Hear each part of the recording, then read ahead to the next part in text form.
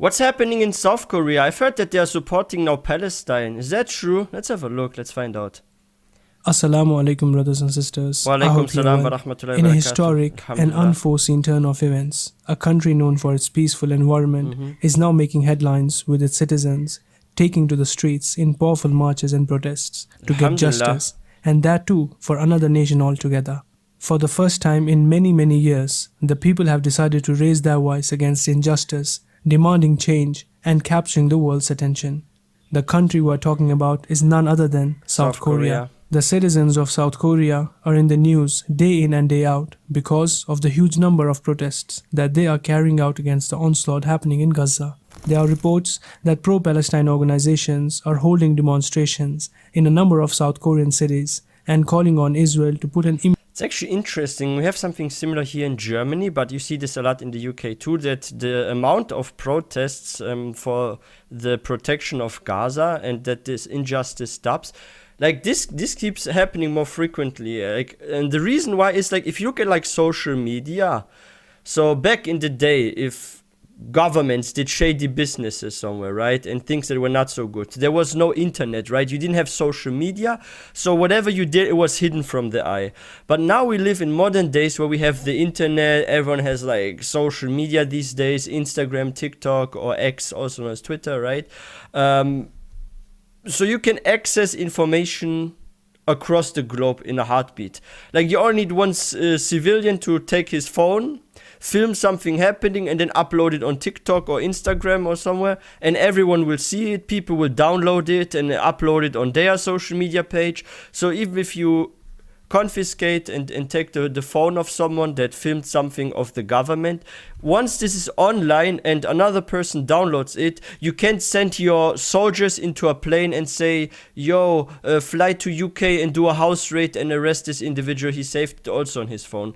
Like, you technically can't do this. Plus the flying time takes so long that by those few hours, the person from Israel, like Secret Service, goes to the UK to arrest the individual that has the phone. By that, another 5-6 people have it, and then the government can't even afford to send their secret agents across the globe to find those single phones and destroy them. And maybe it's already on cloud online. So this is the thing, like, the governments these days, no matter which country, they can't cover up their dirt anymore ever since the invention of social media and the internet, because stuff you upload there can stay there for a really, really long time. And this is also a warning for the sisters and people doing maybe OnlyFans, A'udhu Billah, something bad. Be careful what you upload there. It could stay there for eternity. Even if you regret, you do tawbah, or you remove your non-hijab pictures, right? People maybe still have them and spread them online. So you have to be very careful what you upload. Like, once something's online, it could stay there for eternity even. Allahu Alam. So yeah, people see the truth and they protest all across the globe. Immediate end to the bloodshed in the Gaza Strip. Given that the majority of South Koreans are either atheists or Christians, and Muslims account for a small fraction of total.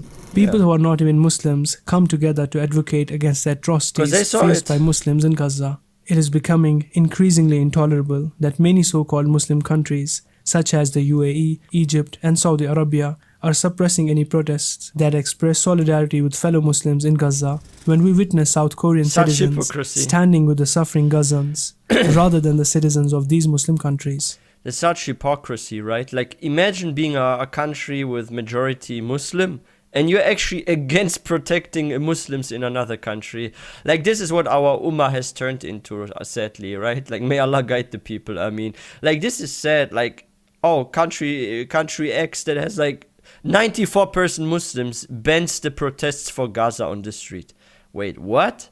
Excuse me, aren't you like 94% Muslims? Even the president claims to be Muslim, and oh, I did Hajj before some years ago. Like, wait, what? And you're against the protection of your ummah? Huh? That's not very Islamic. A'udhu Billah. While it is true that many Muslim countries have shown massive support for Palestine and continue to do so, it is also true that some Muslim countries are accused of supporting the enemy nation's ongoing brutal attack on the Palestinian people, in addition to forbidding any expression of solidarity with the Palestinian people. Many other non-Muslim nations like Japan, Australia, and the United Kingdom have seen its inhabitants to take the streets to denounce Israel's actions. They have understood that standing up for Gaza does not require one to be a Muslim. It only requires one to be a human being, to feel the pain of other human beings. Whereas Muslim nations, where such a show of solidarity for Gazans is prohibited, believe that worldly status and deals are important than a believer's life, which is unfortunately the reason why the state of Ummah is in such a mess. The world doesn't need to make trade with this one country, right? That's just one customer. Like if you own a shop and you have one rude customer enter your shop that is very rude, you can kick them out. Yeah, he will not buy from you, right? But there are hundreds of thousands of other customers that are coming. If you don't do a deal with country so-and-so, you do a deal with country so-and-so, right? Like one country has oil, the other country has oil, for example. One country is growing a lot of rice, the other country is growing a lot of rice. This country sells bananas, but the other country also sells bananas. You just pick your customer, right? Like it's not like the end of the world if you boycott one single country because they are doing something inhumane, something against humanity, against UN laws.